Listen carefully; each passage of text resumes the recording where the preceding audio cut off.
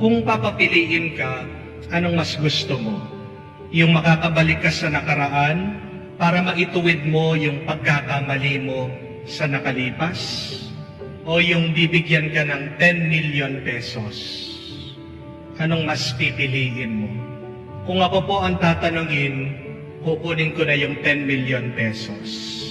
Bakit? Kasi una, napaka-imposible pong magbalik sa nakalipas para itama mo o baguhin mo yung iyong pagkakamali. Mas malaki ang tsansa mo na manalo ka o makakuha ka ng 10 milyon kesa sa magbalik ka sa nakalipas at burahin mo ang iyong nakalipas. Mas delikado pa nga kung ikaw ay babalik sa nakalipas, babaguhin mo ang iyong nakaraan. Dahil pag ginawa mo yon, buburahin mo din ang iyong pagkatao. Ito po ang pakatandaan natin, na kung sino tayo ngayon, ito ay dahil sa ating nakalipas. Mabuti man yan, masama, may kabiguan o may tagumpay, ikaw ay ikaw dahil sa iyong nakalipas. That is why, do not wish to change anything in your past. Mas maganda buhayin mo ang iyong kasalukuyan, looking forward, full of hope, full of joy. Sa tingin ko po, tayong lahat, ang hinihiling lang naman po natin ay yung mag-umpisa muli, to start again. Kung paano ang isang maliit na bata, di po ba? Pag siya ay tumatakbo, pag nadapa, anong kailangan niyang gawin? Yung tumayo lang. Hindi naman siya makakabalik kung saan siya nagmula. Pero kung saan siya nadapa, tumayo lang siya. And then, continue. Yan ang ninanais ng bawat isa sa atin. Ang mag-umpisa muli.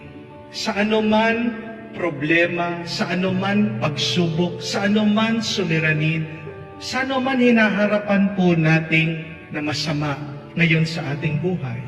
Kung paano po dito sa ating ebanghelyo, hiniling po ng taong may ketong na siya ay malinis. Hindi naman po hinihiling ng taong may ketong sa Panginoon, Lord, sana po hindi na ako nagkaketong. Hindi po niya hinihiling yun. Kasi what has been done has already been done. Kung ano ang meron, kung anong naranasan niya, nandyan na yan. Ano yung ibig niya sabihin dun sa panalangin niya? Lord, make me clean. Hinihiling lang niya, Panginoon, tulungan mo akong mag-umpisa ulit. Help me to start again. At anong sabi ng Panginoon? Be clean. Ibig niya sabihin, okay, start again. Mag-umpisa ka ulit. At siya ay nalinis at naging bago ang kanyang pagkatao. Napakaganda po, no? Kung sa atin din mararanasan natin yun. Napakarami sa atin, ganyan lang ang hinihiling. Yung mga kapatid po natin may sakit ngayon, yan yung hinihiling nila.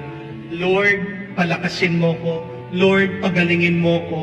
Gusto ko pong mag-umpisa ulit. Yung ating mga kapatid na may problema sa financial, Lord, tulungan mo ko. Pabayaan mo na yung nakalipas. Matututo na ako doon sa mga pagkakamali ko. I want to start again. At ganyan din po sa problema na mag-asawa, sa relasyon, sa pamilya, hindi po ba? Kung ano yung kasalanan na nakalipas, hindi na natin mabubura yun. Pero ang mahalaga lang ay, pwede ba tayong dalawang mag-asawa, mag-umpisa tayo ulit? Pwede ba kung ano yung ating problema, away sa ating pamilya, mag-umpisa tayo ulit? Hindi po ba yan din ang diwa ng bagong taon? Bakit sabik na sabik tayo sa bagong taon? Because the new year symbolizes a fresh start. Pag-uumpisa ulit. At pag ikaw ay binigyan ng pagkakataon na mag-umpisa ulit, napakalaking grasya niya. Napakalaking blessing. Kasi sa totoo lang, talagang kailangan natin yung mag-umpisa ulit. Sa lengguwahe po ng computer o teknolohiya, ang tawag po dito ay refresh. Siguro po tayong lahat merong cellphone. Hindi niyo po napapansin, pag madami na yung data, pag marami na yung naka-store dyan, bumabagal yung iyong cellphone. O pag matagal mo nang ginagamit yung iyong device, bumabagal, naglalag. Yun po yung termino ng mga kabataan. Hindi mo naman kailangan burahin lahat eh. Pero kailangan mo lang ay i-restart. Kailangan mo lang i-refresh. Meron pong button na ganon sa computer. Pindutin mo, magre-refresh, makikita mo, bibilis ulit. Ganyan din ang kailangan ng ating buhay. Pag feeling mo, nararamdaman mo, tinatamad ka, bumabagal ka, nalulungkot ka, bumibigat ang buhay mo, anong kailangan? Mag-umpisa ulit to be refreshed. At sino magre-refresh sa atin? Sinong tutulong para tayo ay mag-umpisa ulit? Walang iba kundi ang Panginoon. Bakit ang Panginoon? Kasi siyang gumawa sa atin. Bakit ang Diyos? Kasi siyang nakakaalam. Alam niya yung programming natin eh. Alam niya kung paano niya tayo ginawa. Alam niya kung saan tayo gawa. Kaya imbis na kung kahit saan tayo pumunta, bakit hindi natin unahin, lapitan ang ating Panginoon?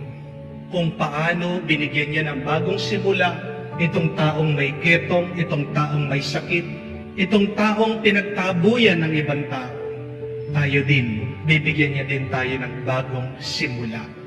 Yan po yung ating dasal. Lumapit tayo sa Kanya at sabihin din natin, Panginoon, linisin mo ako. Bigyan mo ako ng bagong simula para maging mas mabuti, mas mabilis, mas masaya ang takbo ng aking buhay.